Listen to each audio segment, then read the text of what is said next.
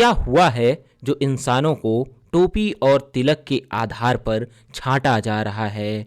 तो अच्छा, चुनाव हैं, इसलिए देश को उत्तर और दक्षिण में बांटा जा रहा है। तो कुछ इस तरह का सूरत हाल आजकल अपने देश में है और वजह सिर्फ इतनी सी है कि देश में चुनाव का माहौल है। धर्म, जाति, अमीरी, गरीबी, इन सब अलग अलग पैरामीटर्स पर हमने पहले ही इस देश को बांट रखा था और अब देश को दिशाओं के आधार पर बांटने की तैयारी है। तभी तो कुछ पॉलिटिकल लीडर, कुछ पॉलिटिकल पार्टीज़ एक नया पॉलिटिकल नैरेटिव सेट करने के पीछे पड़ गई हैं, जो है नॉर्थ इंडिया बनाम साउथ इंडिया। 5 राज्यों में चुनावी परिणाम आ चुके हैं। 3 बीजेपी, 1 में कांग्रेस और 1 में रीजनल पार्टी ने सरकार बनाई है। जिस तरह से कांग्रेस ने कर्नाटक का चुनाव जीतकर बीजेपी का साउथ इंडिया से मोए मोए करा दिया था, तो कुछ इसी अंदाज में बीजेपी ने भी राजस्थान और छत्तीसगढ़ में कांग्रेस को हराकर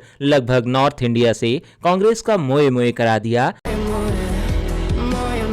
हिमाचल प्रदेश को छोड़ दें, जहां भी कांग्रेस की सरकार है, तो इतना तो हमको भी पता है, आपको भी पता है कि ये एक सीधा साधा सत्ता परिवर्तन का प्रोसेस है। एक जगह किसी पार्टी की सरकार जाएगी तो हो सकता है दूसरी जगह उसकी सरकार आए, या कहीं ना आ रही हो, मेहनत करे, अगली बार आ जाए। लेकिन इस देश में कुछ लोग ऐसे भी हैं जिन्हें किसी एक्स पार्टी की जीत से इतनी नफरत है, इतनी दिक्कत है कि पहले तो टीकरा ईवीएम के सर फोड़ेंगे कि ईवीएम हैक कर लिया गया था, चुनाव आयोग मिला हुआ था। लेकिन जब इन्हें चुनाव आयोग बुलाएगा कि आओ भैया तुम ईवीएम में गड़बड़ी करके दिखाओ, ईवीएम को हैक करके दिखाओ, तो हम मान लेंगे कि तुम्हारे साथ गलत हुआ है। लेकिन तब ये नहीं जाएंगे, ये कहेंगे हम तो ऐसे ही कह रहे थे, मजाक कर रहे थे। यहाँ तक भी ठीक है, लेकिन फिर जब कुछ महानुभाव वोट देने वाली जनता को ही जाहिल, अनपढ़ और गिरा हुआ बताने लगते हैं तो दुख होता है।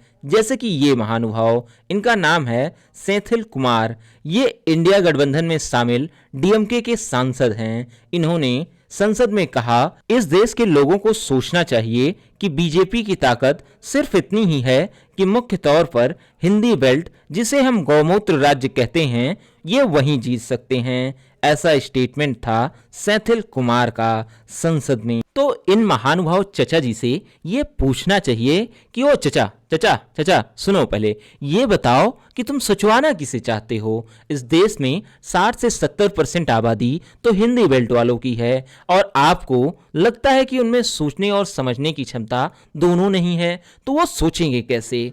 जरा आप भी कुछ सोचिए, अगर आपका दिमाग घुटनों की जगह दिमाग में हो तो। हालांकि इन जनाब के बिना सर पांव वाले बयान को संसद ने अपनी कार्यवाही के रिकॉर्ड से हटा दिया है और इनके अमर्यादित बयान के लिए संसद ने इनसे माफी भी मंगवाई है। अब डीएमके तो रीजनल पार्टी है साउथ की, और उसका नॉर्थ के लोगों से, उनकी संस्कृति से, उनकी विचारधारा से विरोध जग जाहिर है, वो बताने की जरूरत नहीं। लेकिन यहाँ सबसे बड़ा प्रश्न ये है कि यहाँ कांग्रेस अपना क्या स्टैंड दिखा रही है या दिखाना चाह रही है, क्योंकि कांग्रेस के नेता की बयानबाजियां बीजेपी वर्सेस कांग्रेस को नॉर्थ वर्सेस साउथ दिखाने की कोशिश कर रही हैं। जैसे कि तेलंगाना में चुनाव से पहले रेवंत रेड्डी, जो अब तेलंगाना के मुख्यमंत्री बन चुके हैं, उन्होंने एक इंटरव्यू में तेलंगाना के तब के मुख्यमंत्री केसीआर को टारगेट करते हुए कहा था कि केसीआर का डीएनए बिहार का है और मेरा तेलंगाना का है।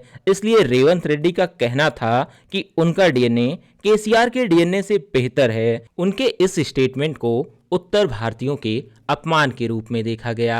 और अभी हाल ही में कांग्रेस नेता प्रवीण ने सोशल मीडिया प्लेटफॉर्म एक्स पर ट्वीट किया कि दक्षिण उत्तर सीमा रेखा मोटी और अस्पष्ट होती जा रही है, और उनके इस स्टेटमेंट को सपोर्ट करते हुए कई कांग्रेस लीडर्स के सिमिलर ट्वीट आए। अब ये समझ नहीं आता कि कांग्रेस किस तरह की पॉलिटिक्स खेल रही है। क्या उसने मान लिया है कि नॉर्थ में उसका कुछ नहीं हो सकता है और वो चाह रही है कि किसी तरह साउथ में ही साख बचाई जाए, या फिर उनके नेता मनमौला होकर घुटने में दिमाग रखकर ऊल जलूल स्टेटमेंट दिए जा रहे हैं। और अगर कांग्रेस इस ख्याल में है कि वो बिना नॉर्थ में अच्छा किए साउथ के भरोसे केंद्र की सत्ता पर काबिज हो जाएगी, तो कांग्रेस को जरूरत है अपने सलाहकारों को बदलने की। और अगर फिर भी उन्हें ये ठीक लग रहा है तो शास्त्रों में इसी स्थिति को ही विनाश काले विपरीत बुद्धि कहा गया है। और ऐसा भी नहीं है कि कांग्रेस साउथ में एकदम परचम ही लहरा रही है,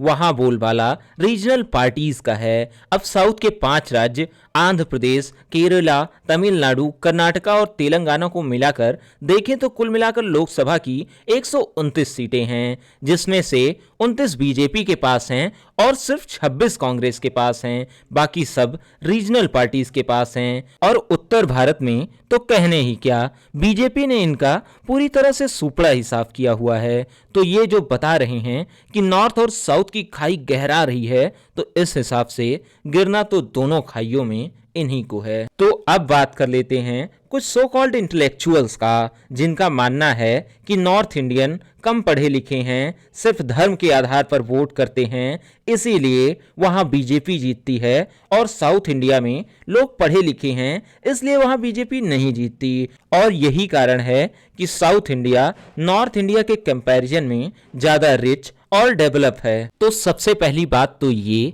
कि भारत ना तो नॉर्थ इंडिया में बटा है ना ही साउथ इंडिया में। ये एक अखंड देश है, ये एक मानवीय संरचना की तरह है। इसमें कहाँ कितनी एनर्जी स्टोर करनी है, कहाँ कितनी भेजनी है, ये डिफरेंट पैरामीटर्स पर डिपेंड करेगा। ये इस बात पर डिपेंड करेगा कि किस राज्य ने किस परिस्थिति में कितना डेवलप किया है, न कि इस बात पर कि कहाँ कितनी अमीरी दिख रही है और कहाँ कितनी गरीबी। जैसे कि साउथ में बहुत सारे पोर्ट्स हैं, मैक्सिमम ट्रेड वहीं से होती है। और पास्ट में साउथ ने आक्रमण भी बहुत कम झेले हैं, जिस कारण वहाँ के लोगों को काफ़ी ज़्यादा स्टेबिलिटी भी मिली कंपैरिजन टू नॉर्थ इंडिया के लोगों को, जिन्होंने लगातार पास्ट में आक्रमण झेले।